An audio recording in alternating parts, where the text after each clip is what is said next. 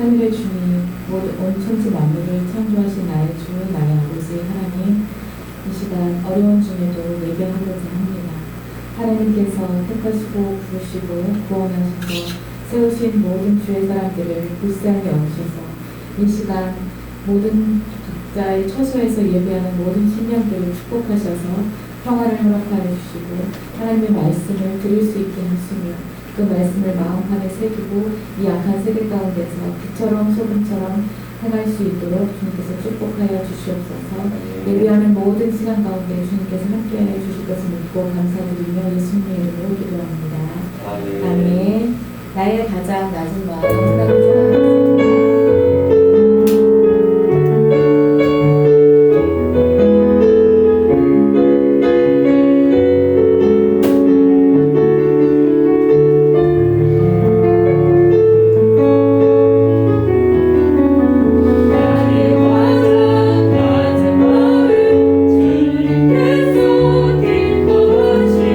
작은 힘을 큰 기쁨을 느끼게 하시는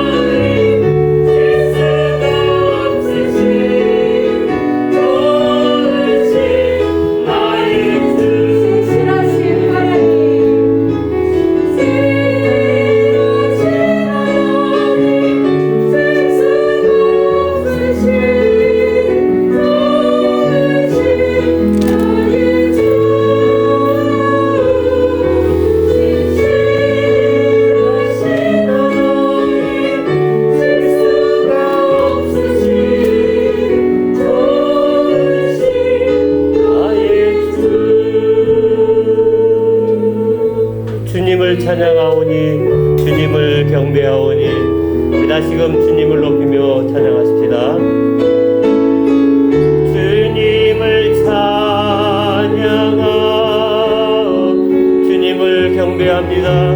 주님을 경배하 왕이신 예수여 오셔서 왕이신 예수여 오셔서 다정하사 다스리소. 다시 한번 고백합니다. 주님을 찬양하오니 주님을 찬양하 주님만 경배하길 원합니다. 주님을 경배 왕이신 주님 임하여 주옵소서. 왕이신 예수여 오셔서 다정하사 다스리소서. 우리 이 시간은 참회의 기도를 드리는 시간입니다.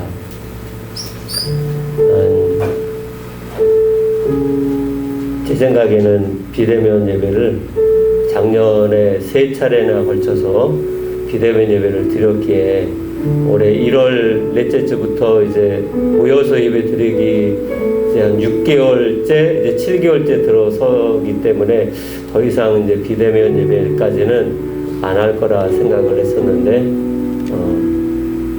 다시금 또 4차 대유행이 기존보다도 더 많은 확진자 속에 다시금 비대면 예배를 드리게 되었습니다. 각 가정에서 또 예배를 드려야 할 텐데요. 예배에 집중하기 힘들다, 또 환경이 어렵다 라고 할 수도 있겠지만, 그러나 예배는 우리가 하나님 앞에 개인적인 나와 하나님과의 예배입니다. 모여서 예배에도 은혜가 있을 줄 압니다만 가정에서도 그 은혜는 더 넘칠 수 있습니다.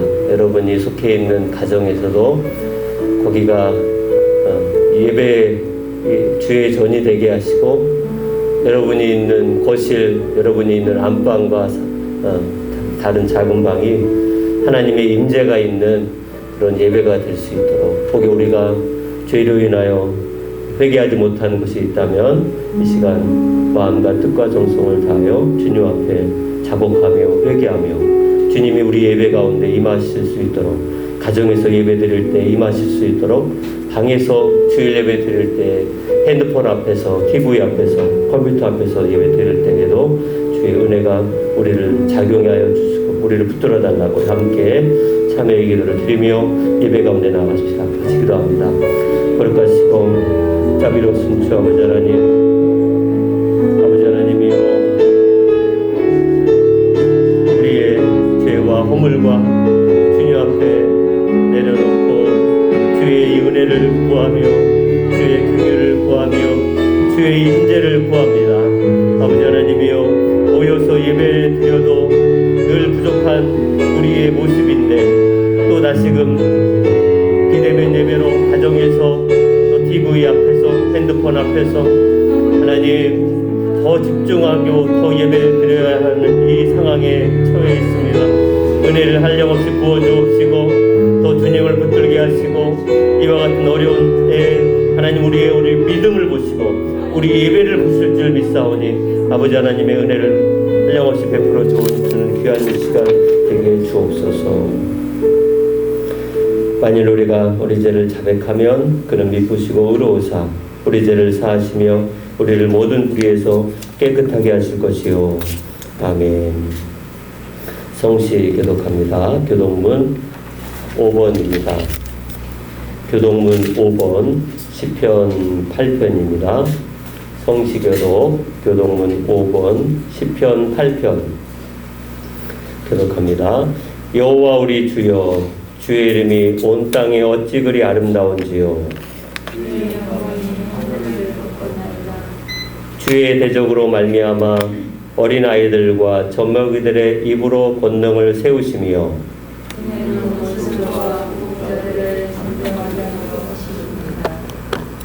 주의 손가락으로 만드신 주의 하늘과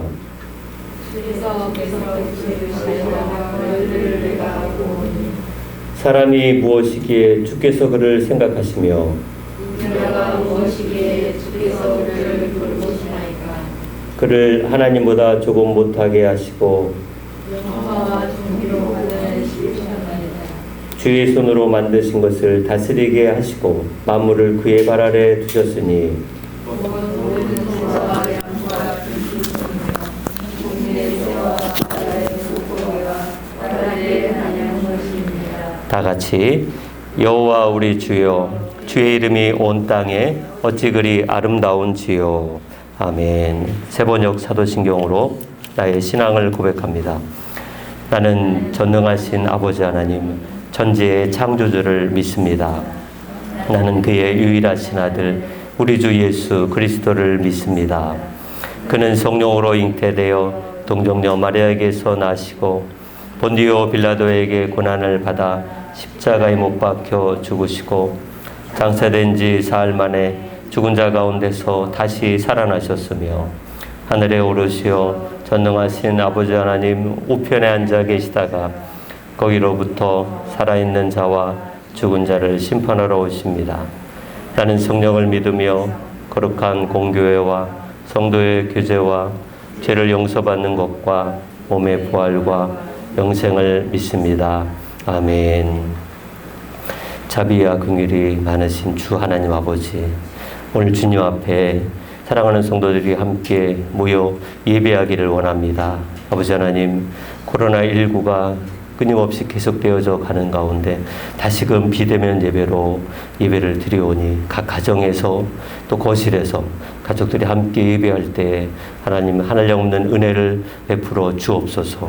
아버지 하나님, 이것이 누구의 잘못이 또 누구의 죄의 결과가 아닌 또 우리의 연약함과 우리의 부족함과 우리가 하나님 앞에 다시금 정말 신령과 진정으로 예배 드려야 될 하나님의 주의 귀한 자녀들인 줄 믿사오니 아버지 하나님 더 낮아진 마음으로 주님을 바라보게 하시고 주와 함께 십자가 짊어지며 우리에게 주신 귀한 사명을 깨닫고 우리가 세상 가운데 어떤 역할과 어떤 마음을 가지고 살아가야 될지를 다시금 되새겨보는 시간들 갖게 하여 주옵소서. 아버지 하나님, 코로나19가 더 이상 창궐되지 않게 하여 주옵시며 백신 접종이 속히 온 국민에게 이루어지게 하여 주옵소서. 너무 오래된 이것 때문에 해이해져 있는 우리의 연약함을 주님 아시오니 마지막까지 사랑하는 성도들 주님 지켜주시고 붙들어 주셔서 코로나19의 피해 당하지 아니하도록 축복하여 주옵소서. 오늘도 생명의 말씀을 우리가 듣기를 원하오니 성령이여 말씀을 깨닫는 은혜를 허락하여 주옵시고 그 말씀대로 믿고 순종하며 살아가는 놀라운 역사가 있게 주옵소서. 감사드리며 예수님의 이름으로 기도합니다. 아멘.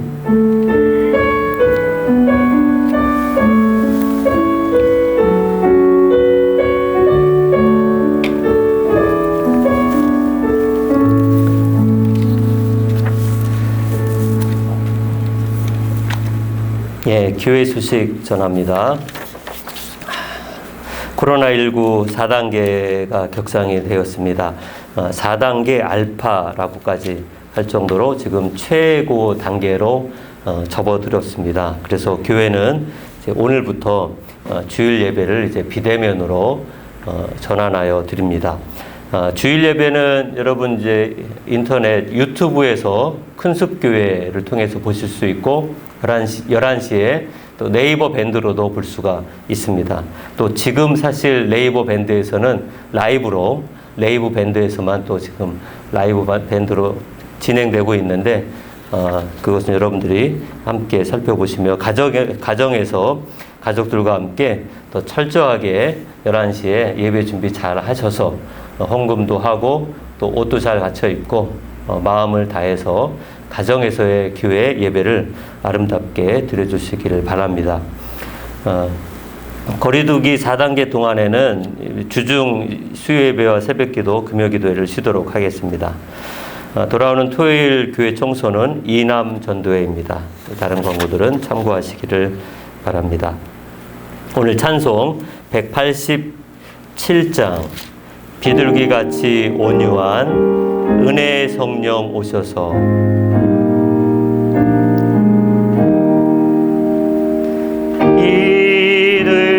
비둘기같이 같이 온유한 은혜의 성령 오셔서 거친 맘모루 만지산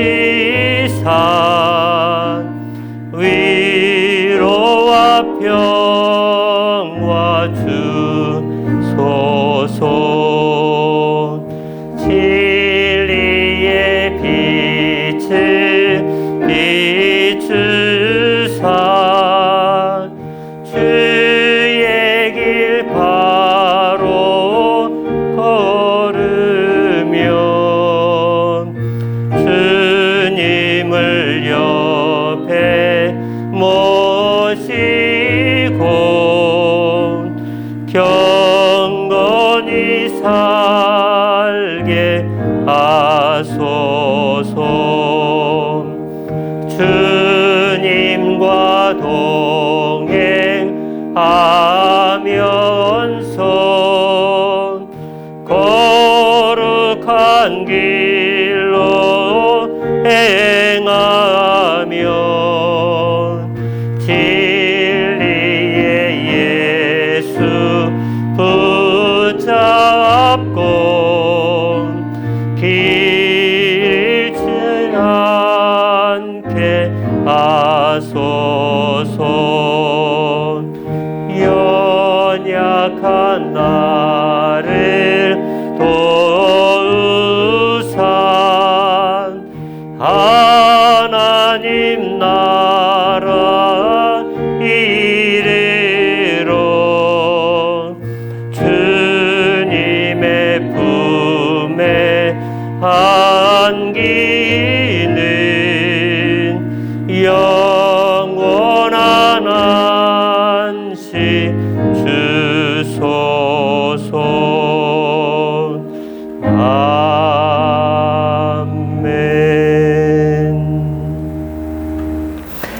하나님의 말씀을 봉독합니다. 사도행전 2장입니다. 사도행전 2장 14절부터 21절까지, 사도행전 2장 14절부터 21절까지의 말씀 한 절씩 교독하도록 하겠습니다. 사도행전 2장 14절부터 21절입니다. 베드로가 11사도와 함께 서서 소리를 높여 이르되 유대인들과 예루살렘에 사는 모든 사람들아, 이 일을 너희로 알게 할 것이니 내 말에 귀를 기울이라. 삼신이 너희 생각과 같이 이 사람들이 취한 것이 아니라 이는 곧 선지자 요엘을 통하여 말씀하신 것이니 일렀으되 말씀하시기를 알세 내가 내 영을 모든 육체에 부어주리니 너희의 자녀들은 예언할 것이요 너희의 젊은이들은 환상을 보고 너희의 늙은이들은 꿈을 꾸리라. 그때 내가 내 영을 내 남종과 여종들에게 부어주리니 그들이 예언할 것이요 또 내가 위로 하늘에서는 기사를 아래로 땅에서는 징조를 베풀리니 곧 피와 불과 연기로다.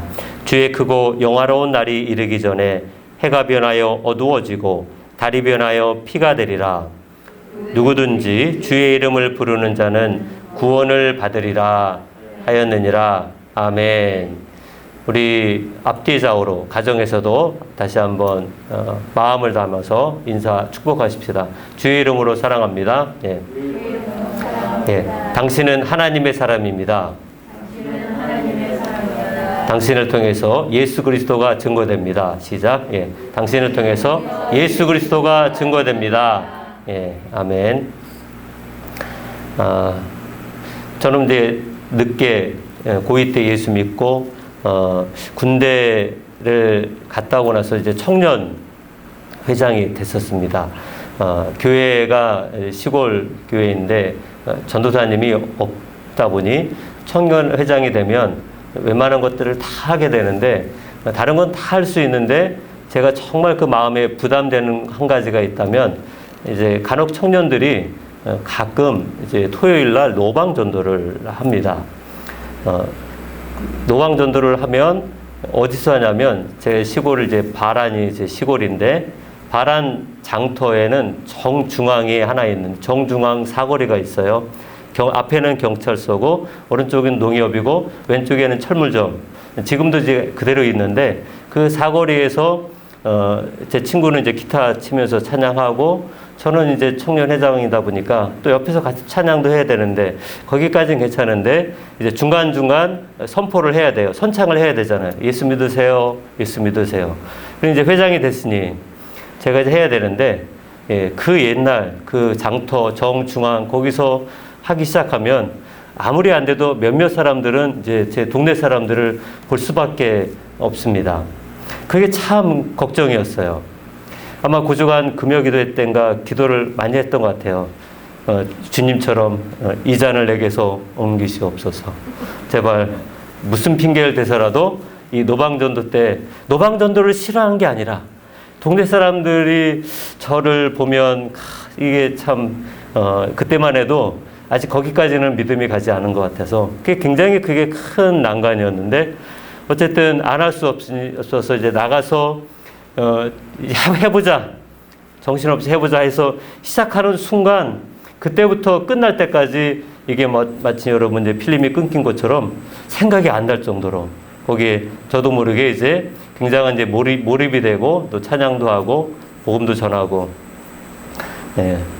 어떻게 그때 했는지 예.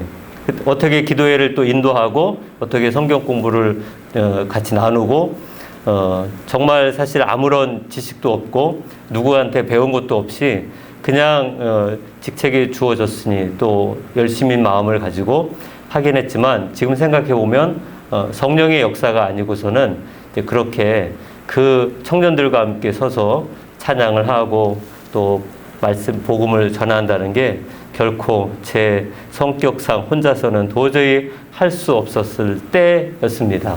그때는 아직 신학생도 아니었고 그렇게 이제 초창기에 또 신학생이 돼서 교육전도사가 돼서 공식적으로 처음 설교할 때 다 그런 에피소드들이 있죠. 몇 번 말씀드렸지만 첫 설교하는 주일 저녁 설교할 때 강대상 뒤에 목사님 전용으로 선풍기 있다는 걸 생각을 못 했는데 원고 가지고 올라갔다가 선풍기 바람에 원고가 쭈르륵 떨어졌어요. 40분 설교해야 되는데 그날 딱 10분밖에는 설교를 못하고 그 바란 중앙교회 역사상 저녁 예배가 딱 30분도 안 돼서 딱 끝났어요. 권사님들이 굉장히 좋아하시더라고요. 은혜 받아서 한 건 아닌 것 같아요. 짧게 예배를 끝났으니까. 얼마나 그 선풍기는 시원한데 얼굴에서는 온 땀이 뭐 이렇게 줄줄 흐르는데 그런 에피소드들이 있더라고요. 얼마 전인가 어떤 목사님이 자기 친구랑 처음 목회할 때 사역할 때 자기 친구가 찬양 인도를 했대요. 주일 첫 찬양 인도를 전도사들이 대부분 하거든요.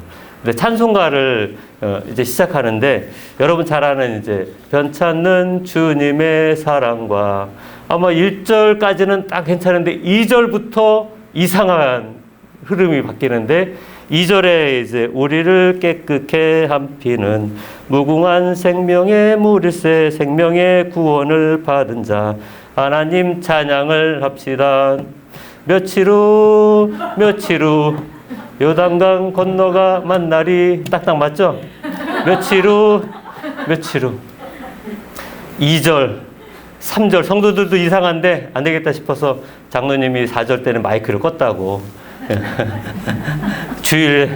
주일에 이 장례식 찬양을 부르고 있으니 이게 여러분 그 270장 변찬는하고 이 606장 해보다 더 밝은 이 첫천국 후렴이 가사만 다르고 가사만 다른 사람이고 악보를 보시면 작곡은 똑같은 사람이에요. 똑같은 곡에다가 가사만 바꿔서 하나는 이제 장례식 때 부르는 찬송이고 하나는 이제 보혈 찬송인데 이게 너무 은혜를 많이 받든지 아니면 너무 긴장을 해보면 이게 바뀐지도 모르는 거예요. 예. 왜 똑같잖아요. 박자가 똑같아요. 예.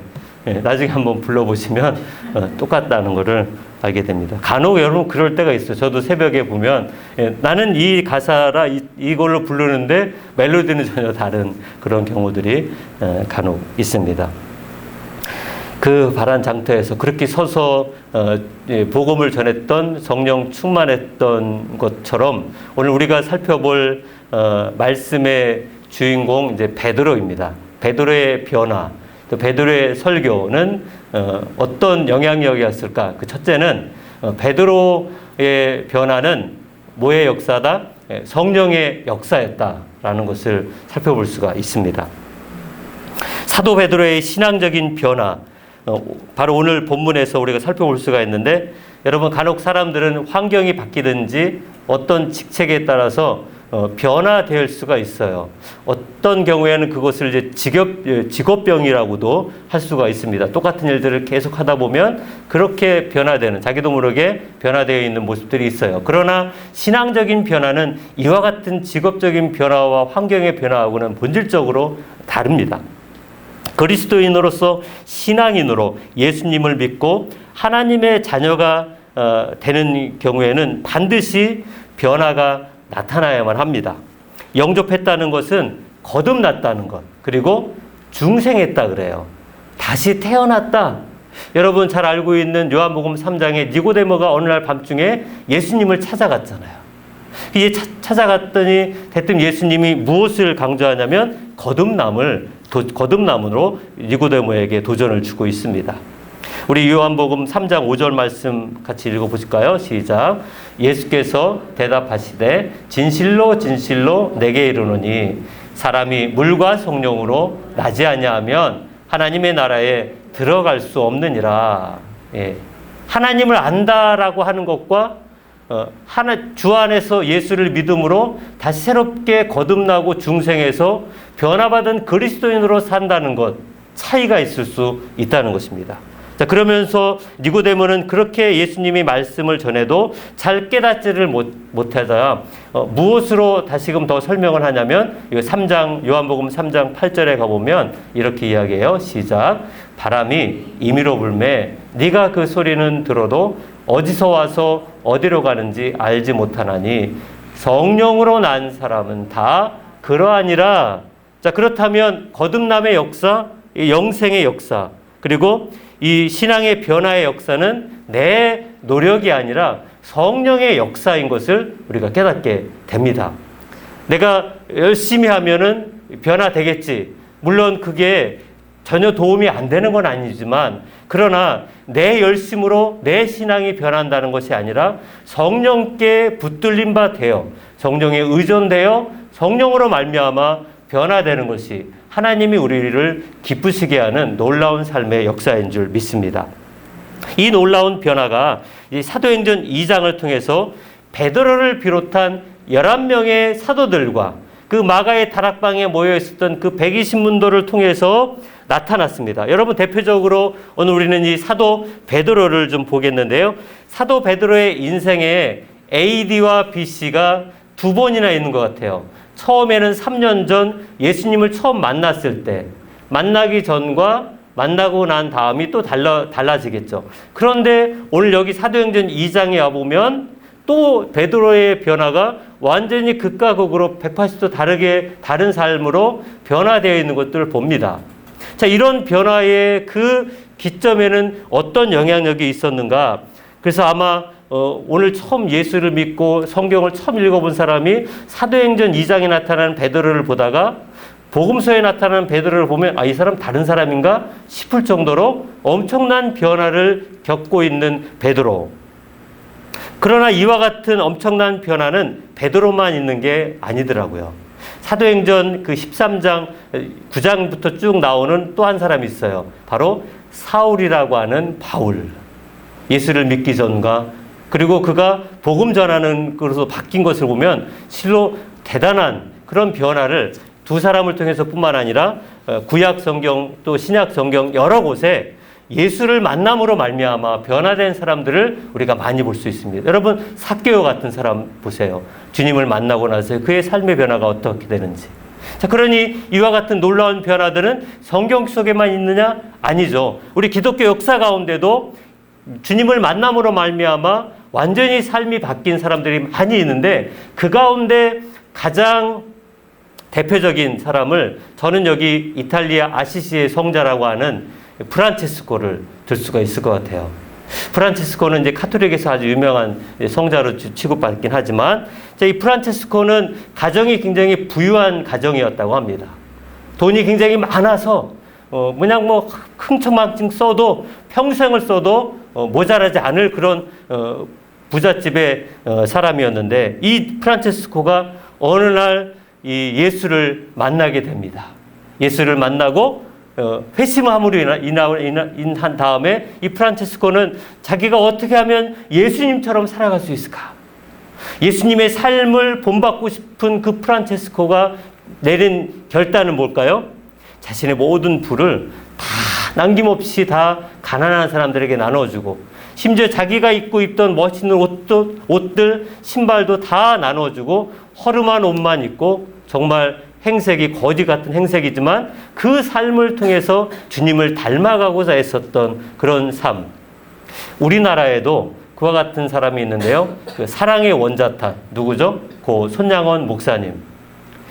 아들을 죽인 그 청년을 양아들로 삼아서 그에게 복음을 전하는, 그리스도의 사랑으로 품어줌으로 인하여 아들 죽인 양아들이 예수를 믿고 주를 따라가게끔 하신 그 놀라운, 그러니 사랑의 원자탄이 아닐까. 주님을 사랑하는 그 마음, 주님을 닮아가고자 할 때 우리의 변화는 우리가 상상할 수 있는, 내가 이렇게 열심히 해서 이렇게 변화해야 되겠다라고 하는 것을 더 넘어서서 엄청난 그 변화를 우리도 경험할 수 있다는 것입니다.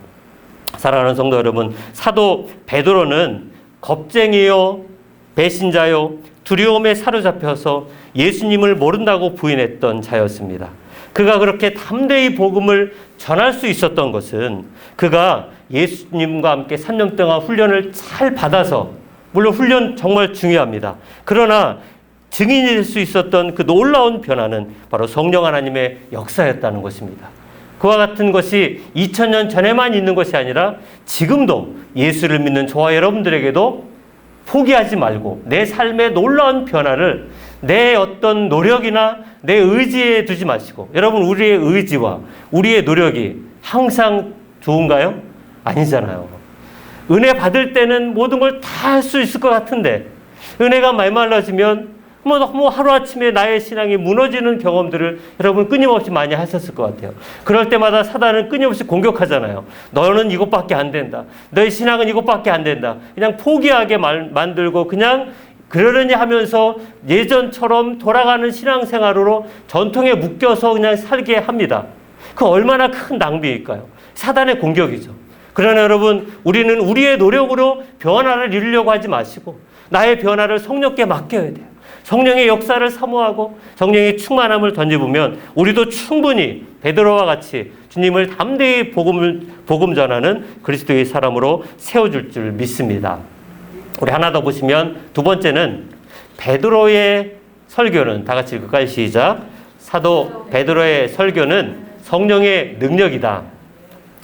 14절 말씀 가보시면 11 사도와 함께 일어서서 소리 높여 외쳤어요. 아까 처음에 읽을 때는 부드럽게 읽었지만 사실 이 14절은 소리 높여 외친 말이에요. 뭐라고 외치나요? 같이 읽을까요? 시작.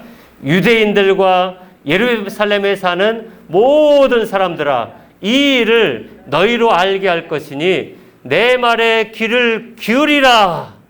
이게 그냥 옆에 사람에게 이야기인 게 아니에요. 그 앞에 회중이 얼마나 많아 있는데요. 수천 명이었을 거예요. 그래서 이 2장의 끝에 가보면 3,000명이나 돌아왔다고 했기 때문에 엄청난 사람. 왜냐하면 이때는 오순절 절기이기 때문에 온 동네 사방 전 세계에서 예수를 믿는 또 유대인들이 순례객들로 엄청난 인파가 예루살렘에 몰려있기 때문에 그냥 가만히 읽으면 안 되고 크게 읽어야 되는데, 우리 한 번 더 큰 소리를 읽어볼까요? 정말 우리도 베드로와 11 사도와 같은 마음을 가지고 시작. 유대인들과 예루살렘에 사는 모든 사람들아, 이 일을 너희로 알게 할 것이니 내 말에 귀를 기울이라. 자, 여러분 이것을 앞에 보시면 베드로가 11사도와 함께 서서 소리를 높였다. 예, 서서 소리를 높였다. 저는 이 말씀을 읽는 순간 그 베드로를 생각하면 전율이 흐르는 그런 경험을 해봤었습니다. 야, 베드로라는 사람이 그 11사도와 함께 다 같이 일어나서 소리 높여 외칠 때 그들은 그 마음에 어떤 감동이 막 민물처럼 막 밀려올 것 같아. 파도처럼. 야, 속을 아마 자기가 이게 베드로인가? 이게 난가? 자기가 이렇게 외치는 거에 대해서 아마 지금 아직 감정이 다 따라가지 못할 것 같아요. 내가 이 사람이 맞나 싶을 정도로. 내가 이렇게 복음을 담대히 전할 수 있었는데, 내가 이렇게 예수 그리스도를 정말 많은 사람들 앞에 확신 있게 전할 수 있었는데 내가 왜 예전에 그랬을까? 막 이런 생각이 아마 오고 가고 있지 않았을까? 자, 그러면서 여러분 보세요. 유대인들과 예루살렘에 사는 모든 사람들, 그 여러분 유대인들과 예루살렘에 사는 사람들은 이 성령의 충만한 베드로와 다른 사람들을 보고 뭐라고 이야기합니까? 저 갈릴 사람들 아니냐? 저 아무것도 모르는 범인들. 왜요? 그 사람들은 아무것도 모르는 사람들 취급을 받았잖아요. 갈릴리에서도 베드로, 야고보, 요한은 직업이 뭡니까? 어부였어요. 저 갈릴리 촌동네에서 평생 어부만 하다 온 사람들이 저 어떻게 저렇게 말씀을 전할 수 있을까? 이런 비아냥이 있었지만 그러나 그런 시골 출신 어부였던 사람들에게 입을 통해서 하나님은 놀라운 역사하심을 나타나고 있는데 그 모든 것이 성령의 충만함의 시작이라는 것을 보게 됩니다. 그러면서 저 술 취한 거 아닌가? 라고 이야기하지만 술 취한 게 아니에요. 이 15절 말씀에 가보시면 뭐라고 베드로가 이제 이야기합니까? 시작. 때가 제 삼시니. 자, 삼시라고 할 때는 우리 시간으로는 아침 9시예요. 예. 아침 9시에는 그렇게 술주정액이 많지 않고 또 이때는 오순절이기 때문에 오순절에 유대인들은 아침에는 금식을 하면서 또 여러분 제 3시, 9시 예. 그리고 이 아침 9시, 12시, 오후 3시 이 아침 9시는 기도하는 시간이에요. 기도하는 시간이고 지금 오순절 절기이기 때문에 금식하며 경건의 삶을 살고 있는 그때이기에 술 취한 것이 아니다.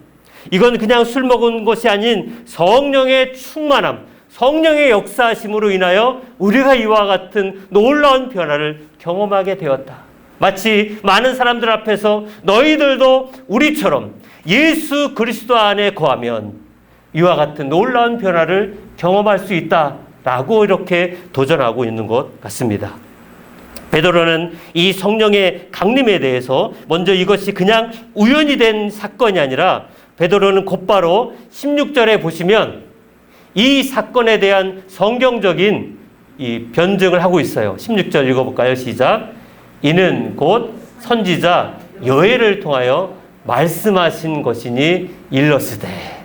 그러면서 나머지 절은 다 뭐예요? 요엘서 2장 28절부터 32절을 인용하고 있는 거예요. 여러분 이 구약의 말씀을 예수 그리스도의 사건과 성령의 역사하심으로 연결해서 인용한다는 이것은 사실 아무나 할 수 있는 능력이 아니에요, 여러분.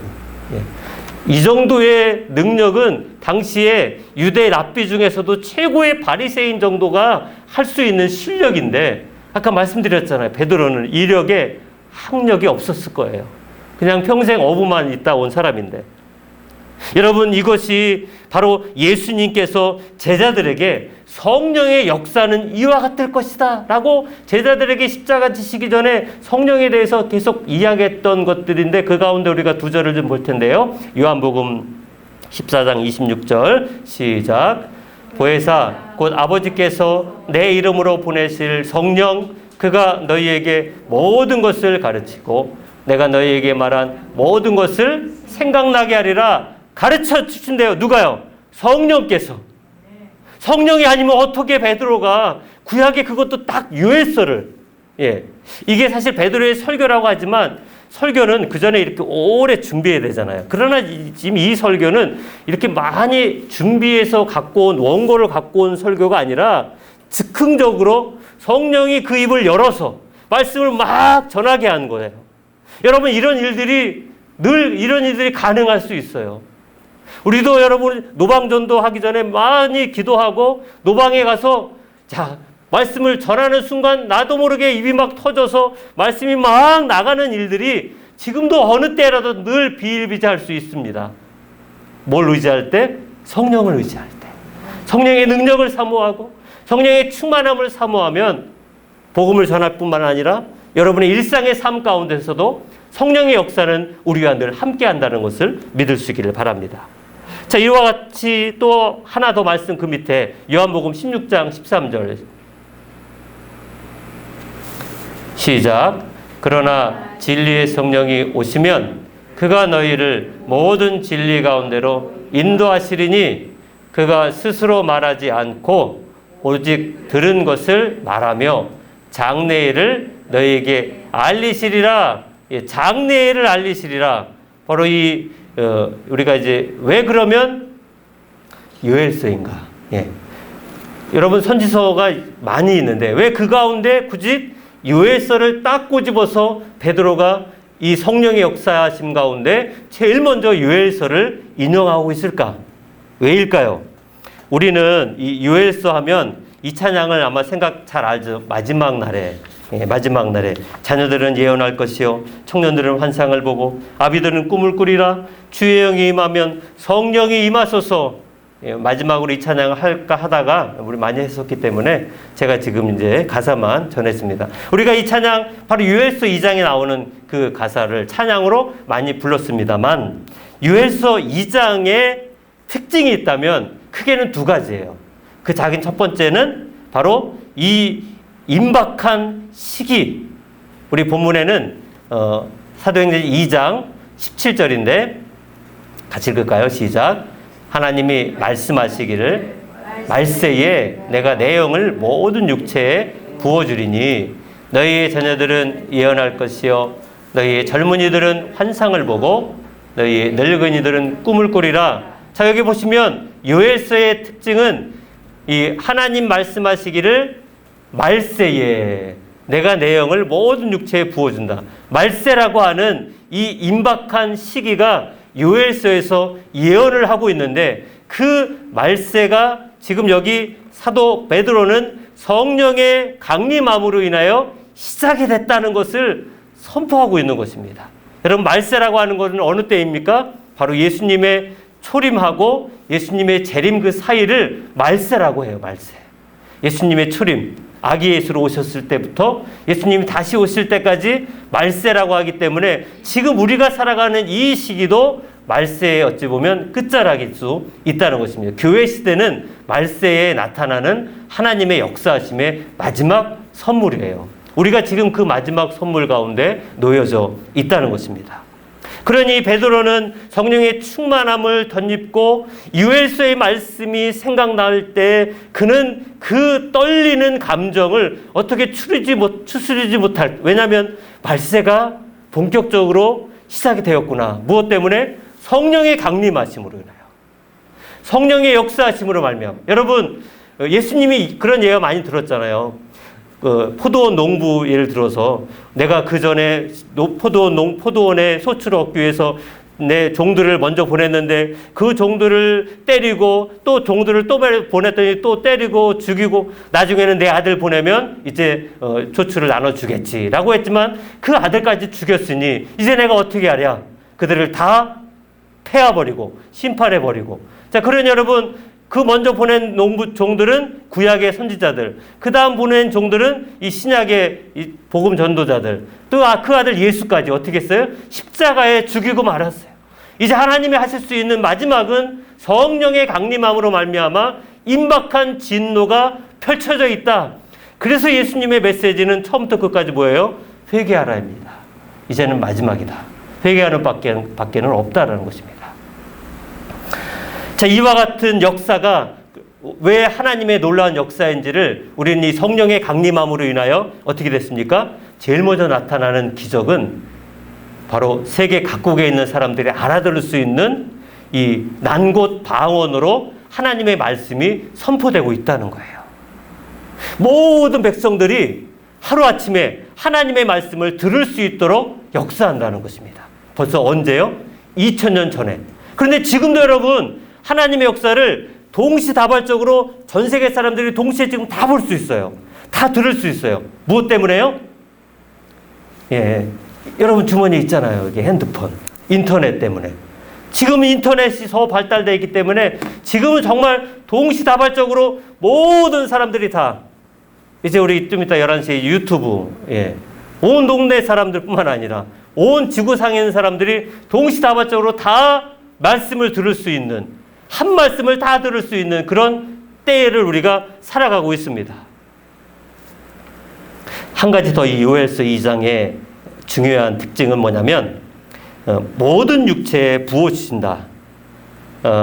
모든 육체. 아까 여러분 그 17절 말씀에 다시 보시면 하나님이 말씀하시기를 말세의 내 영을 모든 육체에 부어주신다. 그러면서 자녀들, 젊은이, 늙은이, 그리고 나서는 남녀, 종 이렇게 나옵니다. 나이, 성별, 사회적인 신분, 경제적인 차이 상관없이 하나님은 뭘 부어주시겠다는 거예요? 성령을 부어주시겠다. 여러분 그래서 이 요엘서 2장 28절부터 32절의 그 단락의 주제가 뭐냐면 내 영을 만민에게 부어준다는 거예요. 그 전에는 만민이 아니라 특정한 이스라엘 백성들, 선민에게만 구원이 임한다. 그렇게 유대인들은 알고 있었어요. 그러나 선민이 아니라 만민으로 하나님은 역사하시겠다라고 이렇게 베드로를 통해서 먼저 유대인들에게 선포하고 있는 거예요. 다시금 너희가 죽인 예수 그리스도의 그 보혈 피로 말미암아 너희가 받지 못한 그 구원의 선물을 이제는 만민에게 다 부어주겠다. 남녀 종들에게 부자든 가난한 사람이든 종이든 상관없이 모든 영혼들에게 부어주시겠다. 모든 계층에게 하나님의 은총의 역사의 선포를 지금 베드로는 온 예루살렘과 유다와 사마리아 땅끝까지 성령의 역사하심을 증거하는 첫 출발점 신호가 지금 여기 사도행전 2장에서부터 시작하고 있다는 거예요. 여러분 우리 사도행전 1장 8절 우리가 알잖아요. 예루살렘과 온 유대와 사마리아 땅끝까지 이르러 내 복음을 전하리라 라고 복음을 증거하리라 라고 하는 그 시작이 예루살렘부터 시작하는데 바로 이 베드로가 선포하는 요엘서를 통해서 예루살렘에서부터 시작하신 하나님의 놀라운 역사를 보게 된다는 것입니다. 사실 이와 같은 말씀은 베드로 자신도 다 이해는 못했어요. 그래서 여러분 이게 성령의 역사인 거예요. 베드로는 언제 이것을 다 이해했냐면 나중에 사도행전 10장에 가보면 백부장 고넬료의 사건을 통해서 그때서야 성령의 역사하심이 온 열방을 향하여 흘러가고 있구나라고 하는 것을 나중에서야 그가 깨닫는 거예요. 그러니 이 사도행전 2장에서 서서 외칠 때에 베드로 그 개인적인 성품으로는 아직도 그 마음은 두려움과 무서움과 이런 것이 있었지 모르지만 성령은 그를 세웠단 말이에요. 성령은 그의 입을 열었습니다. 성령은 그를 통해서 하나님의 말씀을 선포하게 한다는 것입니다. 그와 같이 하나님의 놀라운 역사하심이 지금 다락방에서부터 시작된 그 역사하심이 온 열방을 향하여 모든 문화를 넘어서 모든 사람들의 편견과 제한과 그런 허물과 장벽을 넘어서서 하나님은 역사하시겠다. 왜요? 말세이기에. 그것이 끝이기에 하나님의 역사하심은 그 인간이 그 어떤 왕도 제어할 수 없다는 것을 사도 베드로를 통해서 말씀을 통해서 하나님 이야기하고 계시다는 것입니다. 자, 이렇게 여러분 하나님의 성령의 역사하심이 모든 백성에게 부어주시겠다라고 했기 때문에 그러면서 나오는 것이 21절이에요.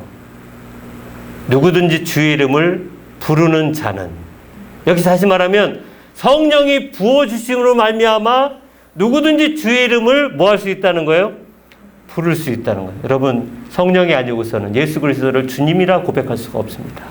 내가 예수를 믿게 된 것도 바로 이 성령을 부어주시는 하나님의 놀라운 은혜로 말미암아 내가 예수를 나의 주님이라고 영접하고 하나님의 자녀가 되고, 더 나아가서 나의 모든 삶의 변화도, 여러분, 내가 예수 믿은 것도 내 노력이 아니라면 나의 삶의 놀라운 변화도 내가 하려고 하지 마시고 성령을 의지하고 성령을 사모하고 성령의 충만함을 덧입으면 우리도 우리 입을 통해서 하나님의 말씀이 생각나고 말씀을 가르치며 말씀을 전하는 그런 놀라운 증인의 삶을 살아갈 수 있는 줄 믿습니다.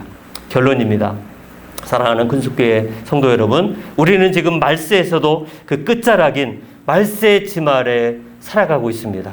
물론 우리가 생각하는 우리의 역사 가운데 주님이 재림하실지 아닐지 우리의 시간과 하나님의 시간과는 차이가 있을 수 있습니다. 뭐 지금 임하실 수도 있고 우리의 때에 오실 수도 있지만, 그러나 100년 후가 될 수도 있고 또 앞으로 500년 후가 될 수 있고 앞으로 1000년, 2000년 후가 될 수 있을지 모르지만, 그럼에도 불구하고 누구도 그날을 알 수 없다라고 못 박아 버렸습니다. 그러하기에 우리가 지금 살아가는 마음의 자세는 임박한 종말에 대한 영적 긴장감을 우리는 가지고 살아가야 될 줄 믿습니다. 하나님은 성령 충만할 것을 명령하셨습니다. 그리고 또 지난주에 살펴보았던 에베소 5장 18절 말씀처럼 술 취하지 말라, 이는 방탕한 것이니 오직 성령으로 충만함을 받으라 라고 말씀하신 이 명령은 2000년 전 당시 베드로의 설교를 들은 성도들은 이 임박한 진노 앞에 어떻게 했어요? 우리가 어찌할꼬 하면서 회개하는 마음으로 베드로 앞에 그 방법을 알려달라고 이야기했을 때 베드로가 이와 같이 이야기했어요. 우리 사도행전 2장 마지막으로 38절만 다 같이 읽어보십시다. 시작. 베드로가 이르되 너희가 회개하여 각각 예수 그리스도의 이름으로 세례를 받고 죄사함을 받으라. 그리하면 성령의 선물을 받으리니. 예수를 안 믿는 불신자 같으면 예수를 믿고 세례 받고 성령 충만함 받지만, 이제 오랜 신앙생활한 우리들에게는 세례를 다시 받을 필요는 없지만 뭘 받아야 될까요? 성령의 충만함을 끊임없이 사모하며 성령 충만한 삶으로 살아가야 한다는 것입니다. 그들은 진실로 회개하며 성령의 선물, 즉 성령의 충만함을 받았습니다. 그날에 곧 세례받고 구원받은 백성들이 무려 3000명이나 되었다라고 성경은 증거합니다. 여러분, 성령의 선물을 받으십시다. 죄를 회개하며 날마다 성령으로 충만함을 받고 성령으로 말미암아 변화된 삶을 살아갈 때 하나님 우리를 통해서 증인의 삶과 그 사역을 감당할 수 있게 할 줄 믿습니다. 그래서 우리의 삶을 통해서, 나의 입술을 통해서 주와 및 복음인 하나님의 말씀을 담대히 전하며 땅끝까지 증인의 사명을 감당하기 위해서라도 우리는 날마다 주님을 닮아가는 놀라운 변화를 체험해야 될 줄 믿습니다. 우리의 신앙의 목표는 뭡니까? 예수님을 닮아가고자 하는 것이에요. 그러면 우리는 끊임없이 매일매일 성령을 사모하고 성령의 충만함으로 복음을 전하고 증인의 사명을 온전히 잘 감당하는 우리 근속교회 모든 성도들 다 될 수 있기를 주의 이름으로 축원합니다. 기도하십시다. 살아계신 주 아버지 하나님, 오순절 마가의 다락방에 임한 성령 강림의 사건은 그날만 있는 사건이 아니라 그날을 기점으로 시작하여서 이 말세의 제말의 끝자락에 살고 있는 오늘 우리들에게도 예수 그리스도를 믿을 수 있는 하나님의 놀라운 은총이 임하여 줄 믿습니다. 모든 백성들에게, 모든 자들에게 부어주신다고 하는 그 성령의 충만함을 우리가 다시금 사모합니다. 성령의 충만함을 간구합니다. 사랑하는 구속교회 모든 성도들이 아버지 하나님이여, 가정에서든 직장에서든 사업장에서든 주의 성령을 간구할 때 성령의 충만함을 덧입어서 땅끝까지 주의 증인의 사명을 온전히 잘 감당하게 하여 주옵소서.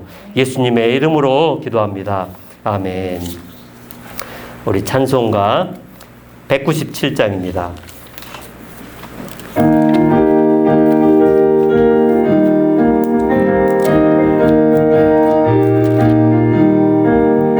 은혜가 풍성한 하나님은 믿는 전 사람 만 사람 어제도 오늘도 언제든지 변창고 보호해 주시네. 주여 성령의 은사들을 오늘도 내려 주소서. 성령의 뜨거운 불길로서 오늘도 충만케 하소서. 정욕과 죄악에 물든 맘을 성령의 불길로 태우사 정결케 하소서. 태우소서. 깨끗게 하여 주옵소서. 주여 성령의 은사들을 오늘도 내려 주소서. 성령의 뜨거운 불길로서 오늘도 충만케 하소서. 희생의 제물로 돌아가신 어린 양 우리 주 예수여, 구속의 은혜를 내리시사 오늘도 구원해 주소서. 주여 성령의 은사들을 오늘도 내려 주소서. 성령의 뜨거운 불길로서 오늘도 충만케 하소서. 주님의 기쁘신 은혜만을 세상에 널리 전하리니 하늘의 능력과 권세로서 오늘도 입혀 주옵소서. 주여 성령의 은사들을 오늘도 내려 주소서. 성령의 뜨거운 불길로서 오늘도 충만케. 주여 성령의 은사들, 주여 성령의 은사들을 오늘도 내려 주소서. 성령의 뜨거운 불길로서 오늘도 충만케 하소서. 아멘. 우리 말씀 생각하면서 결단의 기도를 드리는 시간 갖도록 하십시다. 그동안 우리는 내가 주님을 닮아가고자 나의 변화를 내 노력으로, 내 의지로 내가 좀 어떻게 좀 잘하면 주님 닮아가며 신앙생활 더 잘할 수 있을 것 같은, 그렇게 내 노력만 가지고 했다면 이제부터는 내 노력을 좀 내려놓고 성령께 나의 삶을 위탁하고 날마다 성령 충만함으로 성령이 주시는 놀라운 선물 은사로 말미암아 예수 그리스도를 증거할 뿐만 아니라 은사가 다양합니다. 다양한 은사를 통해서 사랑하는 성도들과 사랑하는 가족들과 내 지인들과 내 주변 사람들을 섬김으로 말미암아 그리스도의 사랑이 나의 삶을 통하여 날마다 흘러갈 수 있는 거룩한 성령의 역사하심의 통로가 될 수 있도록 우리 사랑하는 성도들이 어떤 어려움 속에 있다 한다 할지라도 날마다 성령 충만함으로 능히 그 어려움을 잘 이겨나가고 뿐만 아니라 성령의 놀라운 열매를 맺어서 주님 닮아가는데 조금도 부족함이 없는 우리 모든 성도들 되실 수 있게 해달라고 이 시간 성령을 사모하면서 성령 충만함을 덧입혀달라고 함께 기도하십시다. 할렐루야. 거룩하신 주 아버지 하나님, 주님은 우리를 사랑하셔서 이 땅에 오셔서 우리의 모든 죄를 대속하여서 십자가에 죽으시고 부활하실 뿐만 아니라 이제는 주의 성령을 보내주심으로 보혜사 성령은 하나님의 말씀을 통해 가르쳐 주시고 깨닫게 하여 주시고 예수 그리스도를 나의 주 나의 하나님으로 믿을 수 있는 놀라운 능력을 더하여 주시는 줄 믿습니다.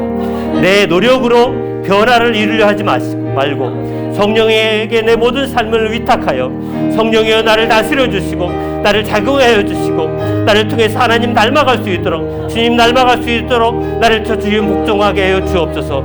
어떠한 삶의 환경에 놓여있다 할지라도 포기하거나 절망하거나 좌절할 것이 아니라 주님 능히 이 모든 어려움을 이겨나갈 수 있도록 아버지 하나님이여 성령의 은사를 더하여 주옵소서. 절제함을 허락하여 주옵소서. 사랑의 마음을 더하여 주옵소서. 섬김의 은혜를 더하여 주옵소서. 봉사의 열정을 더하여 주옵소서. 말씀과 기도로 전부할 수 있도록 하여 주옵시고 기도를 멈추지 않게 하시며 말씀의 은혜를 또 사모하는 성도들 되게 하시고 우리에게 주신 귀한 은혜로 말미암아 하나님의 크신 사랑 전하는 복된 귀한 성도들 증거하는 귀한 성도들 되게 하여 주옵소서. 이제는 나를 죄악 가운데서 구원하여 주신 예수 그리스도의 은혜와 하나님 아버지의 한량없이 무궁한 사랑하심과 성령 하나님의 교통하심과 인도하심이 오늘도 나를 변화시켜 주시는 성령의 충만함을 사모하며 돌아가는 주의 자녀를 머리 위에 이제로부터 영원토록 함께 있을지어다. 아멘.